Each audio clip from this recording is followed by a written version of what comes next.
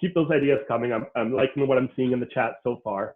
And I am going to go to a direct question from the chat from Joey Bell.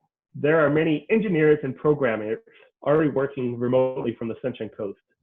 Given the current circumstances, many more companies are moving their employees online and distributed. How can we make the coast a hub for distributed tech workers? Well, I think the coast has already, made some important strides in this area by setting up the co-working spaces with Fuse.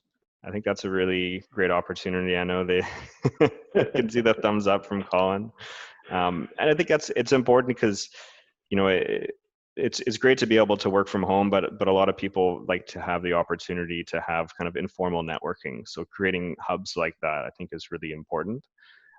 So I think I know that's something that it's going to make a very big difference, especially when you're going further up the coast where you might not have as good of an internet connection. So providing that type of a center is really really key. So I think there's that. When we're talking about our universal broadband fund, that's something that, the coast has pretty good internet, but when you're talking about other rural areas, there's opportunities there to connect people. And I think there's going to be a realization from business, but there might also be a realization from government.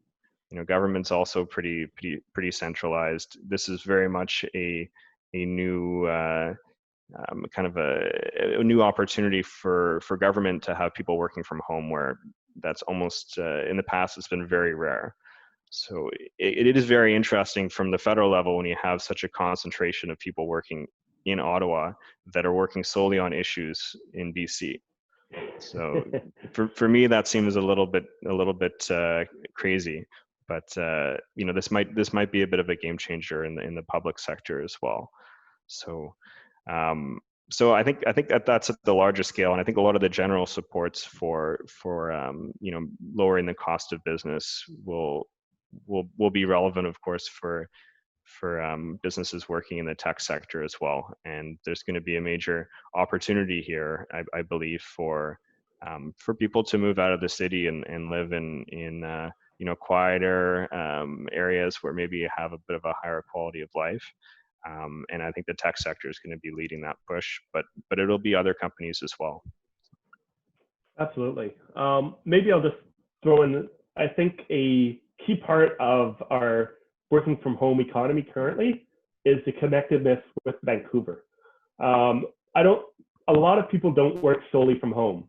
They work, say, 1 day a week in Vancouver, or they need to spend 1 week in California, or they need that connectivity to Vancouver and the larger market. So I think one thing that we could possibly do is invest in better transportation links to Vancouver and beyond.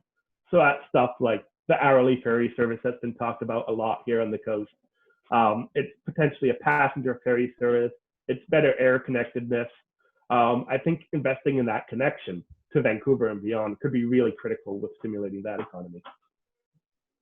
Yeah, absolutely. Those are some very good ideas, and one of the areas that I do wonder is what some of the future is going to be for different modes of transportation, at least in the short to medium term.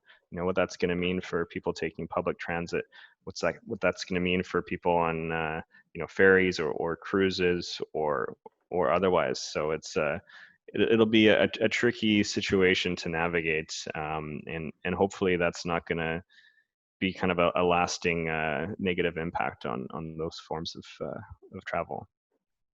Yeah, and just kind of aside, I'm kind of excited to see how our transportation patterns change. Like you said, if more people are working from home, our highways need to be smaller. Like I think of when I lived in Toronto, I got the massive 12 lanes of the 401.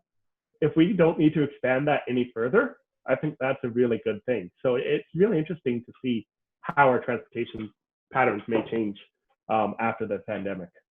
Well, yeah, the other thing I was going to mention there is, there might be less people traveling all at the same time. When you don't have everybody having to be at the office potentially at the same time, you could distribute that a little bit more, have less congestion. Yeah, it's really it'll be really interesting to see what type of impact, if any, longer term this will have.